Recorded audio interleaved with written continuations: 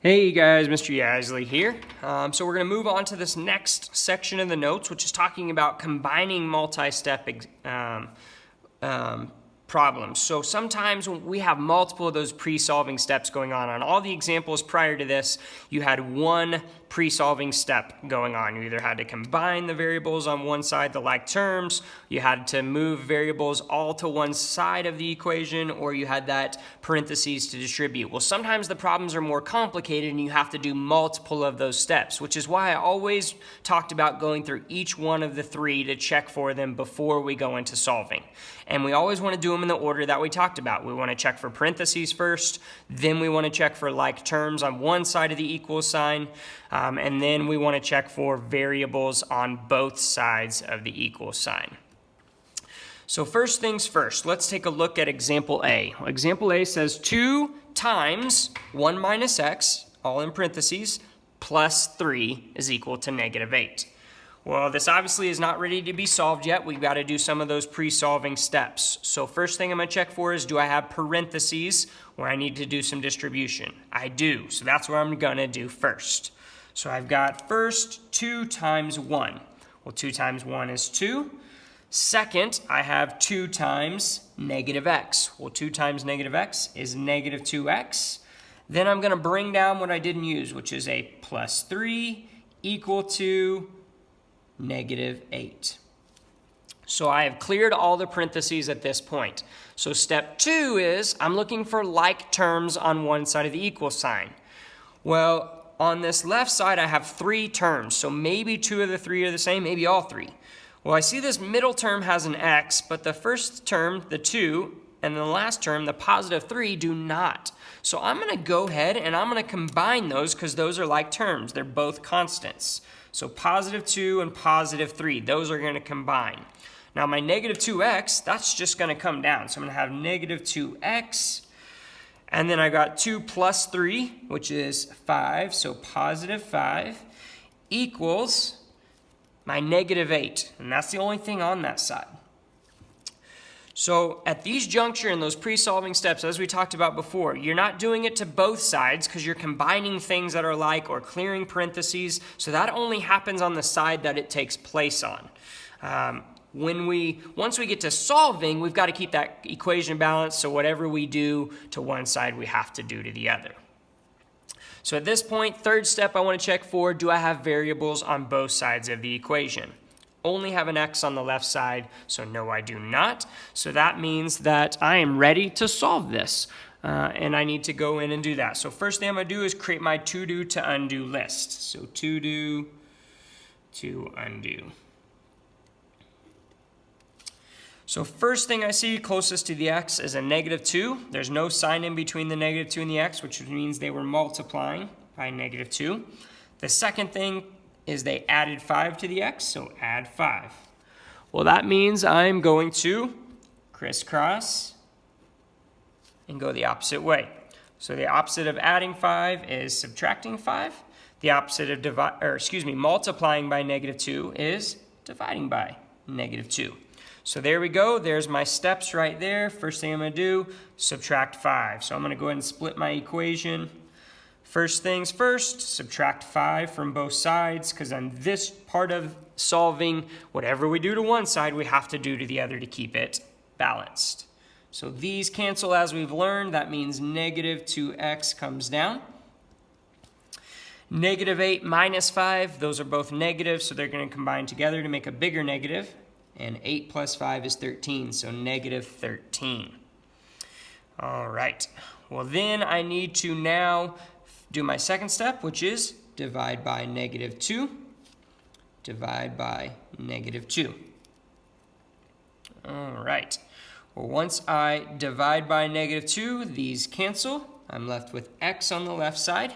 Negative 13 divided by 2. Well, 13 is not an even number, so that means this is not going to go in evenly. Now, you have two options. You could write this as a mixed number, so it could have a whole number with a fraction, or you could just make sure it's as simple as possible and keep it as just a fraction. So I'm going to make sure it's just as simple as possible, which means 13 and 2, nothing in common. other than 1, so I end up with x equals 13 over 2, and then a negative divided by a negative is a positive. So my final answer is x equals 13 halves. Now I could say also that x equals 6 and 1/2, and I simply got there by dividing 2 into 13. It goes 6 times, and I was left with 1 on top, so 1 over 2. Either one of those ways is a fine way. I don't want to see 6.5, all right? We're not looking to turn it into decimals because we've already started using the fraction when we were dividing. We're just going to keep it that way. So you can either have the improper fraction of 13 over 2, or you can have the mixed number of 6 and 1/2. So that's our pre-solving steps, how we go through them. Again, there's 3 of them to check for. We go through in a specific order so that we can then go in and solve. So example B, let's try that one together again. We'll give you example C to try on your own. So first things first, there's a lot going on here, so I always want to check for pre-solving steps. So first thing is parentheses. Do I have any parentheses? I do see parentheses. So I have a negative 2 times y minus 4. That means this negative 2 gets applied to everything inside of the parenthesis. So negative 2 times y is negative 2y. Negative 2 times negative 4, because again, we have to remember that symbol. So negative 2 times negative 4 is positive 8. Bring down what I didn't use, which is a positive 3y. And then on the left side, 13. So second thing I'm going to check for is, are there like terms on one side of the equal sign or the other? Well, the left side only has one term, so no like terms there. The right side, I see a negative 2y and a positive 3y. So I'm going to combine those together. So left side's going to stay the same. 13 equals negative 2y plus 3y. That equals 1y. Or I can write that as just y, and it's positive. Bring down what I didn't use, which is positive 8. So y plus 8. All right, well, at this juncture, I now need to check for, do I have variables on both sides? I only have the 13 on the left side, no variable, so none of that. So that means I'm into solving my equation. All right, so at that point, I'd go to my to do undo. I'm going to create that right here, to do to undo. And that says, hey, what's happening to the y? Well, there's not really a number out in front listed. That means it's a 1, so it's technically being multiplied by 1, but it doesn't do us any good. If you don't see a number in front of the variable, just leave it alone and find the next thing.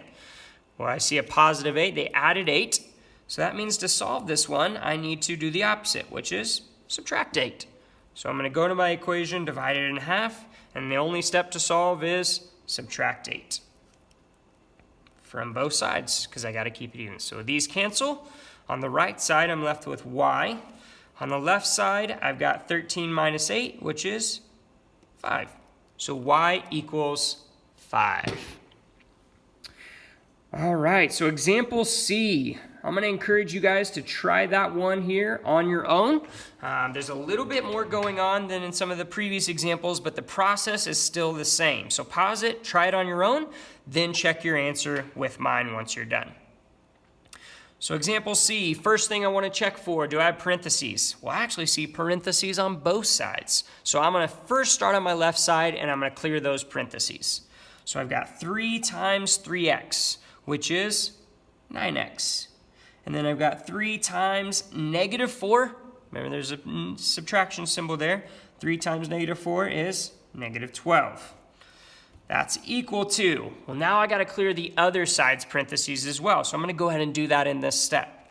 So 2 times 4x, which is 8x. And then 2 times a positive 7. Got to remember that. 2 times positive 7 is positive 14. So now I've cleared the parentheses, which means I'm ready to go on to step 2 of pre-solving, which is, do I have like terms on one side of the equal sign? Well, 9x and minus 12, those aren't like. 8x and 14, those are not like, so I don't have that step going on. So third thing I want to check for is, do I have variables on both sides? Well, I see I have an x here and an x here, so I want to move them to one side or the other. Now you can actually choose this yourself, but typically there's going to be a way that makes a little bit more sense to move it. You can move it either way, but there's usually going to be one that's going to be a little easier than the other. Well, I noticed that they're both positive, and I noticed that this 8 is smaller than that 9, so I'm going to move that 8 across. So the opposite of positive 8x is negative 8x. And so I've got to do that to both sides when I'm moving across the equal sign. Well, that causes this to disappear. So on the right side, all I'm left with is the positive 14. On the left side, I've got 9x minus 8x, which is 1x, or just x. And then I've got to bring down what I didn't use, which is my minus 12. So x minus 12. All right, well, because I moved them that way, I have one less step to do. Now, if I had moved the 9x here, I would have ended up with a negative 1x, and so I would have had to divide by negative 1, so it would have created one extra step. So moving them to a certain side can save you some steps. So really think about it before you move them. So if I go into my to-do undo here, that's going to tell me that the only thing that they are doing to this x is subtracting 12, which means the only thing I do to undo it is add 12. So if I split my equation in two, I'm going to add 12 to both sides, add 12 to both sides. That cancels on the left side, so all I'm left with is the x. The right side, 14 plus 12 equals 26. So I end up with x equals 26. Again, just another reminder, you do not have to show the to-do undo. That's not a requirement, though it may help you. But you do need to show all the rest of these steps. How are you combining? How are you distributing? How are you solving? All of those steps need to be shown.